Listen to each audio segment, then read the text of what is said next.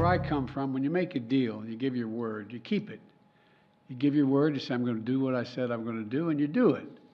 You keep it. You keep your word. And I expect the Republican Speaker and Republicans in Congress to honor their word and keep the deal they made months ago when they tried to threaten us with almost international bankruptcy by not paying our debts. The brinkmanship has to end, and there shouldn't be another crisis. There's no excuse for another crisis. Consequently, I strongly urge my Republican friends in Congress not to wait. Don't waste time as you did all summer. Pass a year-long budget agreement. Honor the deal we made a few months ago. And I want to assure our American allies and the American people and the people of Ukraine that you can count on our support. We will not walk away. The vast majority of both parties, I'll say it again, Democrats and Republicans, Senate and House, support helping Ukraine and the brutal aggression that's being thrust upon them by Russia. Stop playing games. This vote, the yeas are 335, the nays are 91. 2/3 being in the affirmative, the rules are suspended. The bill is passed, and without objection, the motion to reconsider is laid on the table. Well, to understand why there seemed to be this surprise turn of events yesterday, it's important to keep in mind the general dynamic that we're facing in Congress, which is, first of all, rising partisan polarization, an awful lot of just partisan team play. You can't, if you're the party leader, you can't give in 2 weeks before the deadline. You can't give in a week before the deadline. Seems you could give in some hours before the deadline, because if the speaker had turned to Democrats and said, let's just keep the government open for 6 weeks, let's do it together, let's buy us time, he would have been attacked, the speaker, by his far right, saying, why did you give in? If you had just held out, we could have got this draconian spending package. So in that sense, it makes a lot of sense. Deadlines force action. And this deadline was a pretty tough one because Republicans really, most of them, did not want to shut the government down. Just moments ago on the House floor, we passed by overwhelming numbers the ability to keep government open for the next 6 weeks. Winston Churchill once said this about America: you can always count on Americans to do what's right after they exhausted every other option. I think the important part about yesterday's vote is it's just one vote, and it's just a stopgap measure to keep the government open for 6 weeks. And so there are several more votes that have to come because Congress and the president will have to fund the government for more than 45 days. I don't know that how much credit voters and Americans give to Congress for this sort of just in the nick of time solving the problems. I think the bigger questions are still out there, like healthcare, immigration, climate change. I think anyone who cares about particular areas, certain public problems, those problems aren't being solved by a last-minute Band-Aid to keep the government open. Single subject spending bills. So he made that commitment, he broke it. And if at this time, next week, Kevin McCarthy is still Speaker of the House, it will be because the Democrats bailed him out and he can be their Speaker, not mine. And so Matt Gaetz has said that he's going to go to the floor, he's going to make a point of privilege and offer the resolution to declare the speakership empty, in essence, to depose Speaker McCarthy from the office. I think the narrative will be that the conference wants Speaker McCarthy to remain as Speaker. I do think that will bolster his position.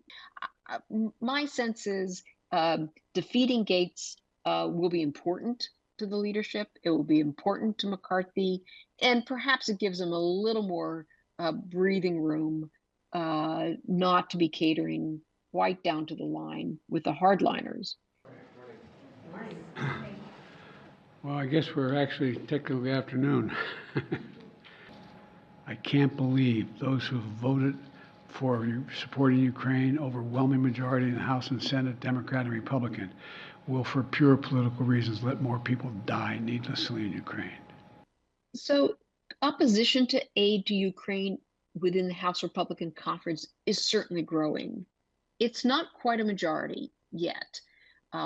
It's the last time there was a vote last week, a sort of clean up or down vote, $300 million for Ukraine or not. And there are about 100 Republicans voted against it.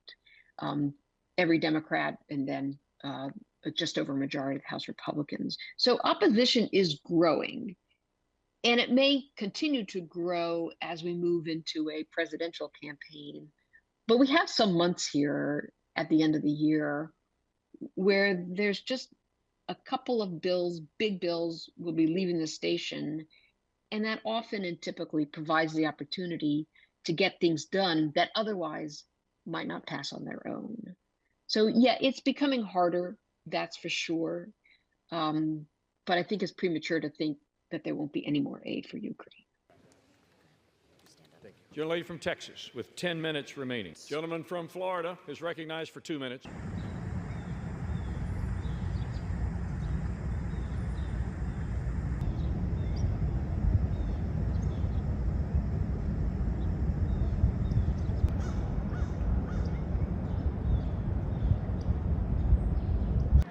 I was excited coming from a community of color. I know that there's too much at risk for our families should there be a shutdown, especially financial hardships and everything that was at risk.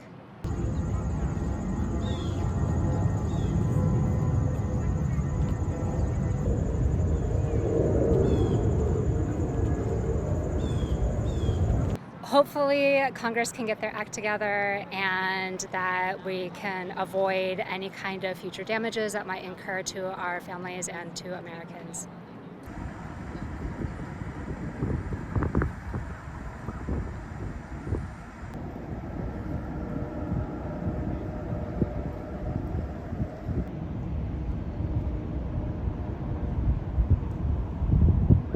It is good that the government was not shut down, so all the functions are still there. But I also think that when the Republicans want to take a principled stance that they want a particular type of budget passed, they cannot just back down like this. So from the Republican perspective, it seems to me that it would make more sense to allow for the shutdown and to insist on pushing through their version of budget. As it is, it seems that they just pretty much gave up in order to not let shutdown to happen. But as a consequence, they kind of betrayed their own voters. That's how I feel about it.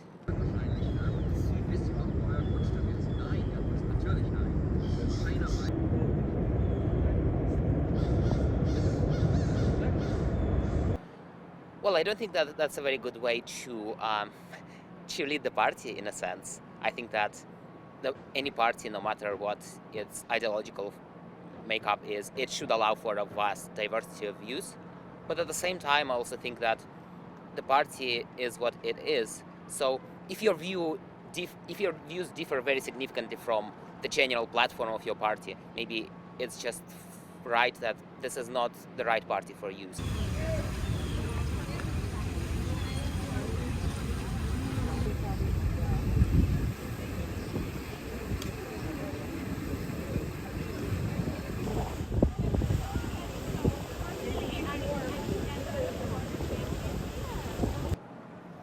I think it's a good thing that it's continuing. It continues the flow of energy between all the parties to think about different options and create a great option and action plan moving forward. So I think it's a great opportunity.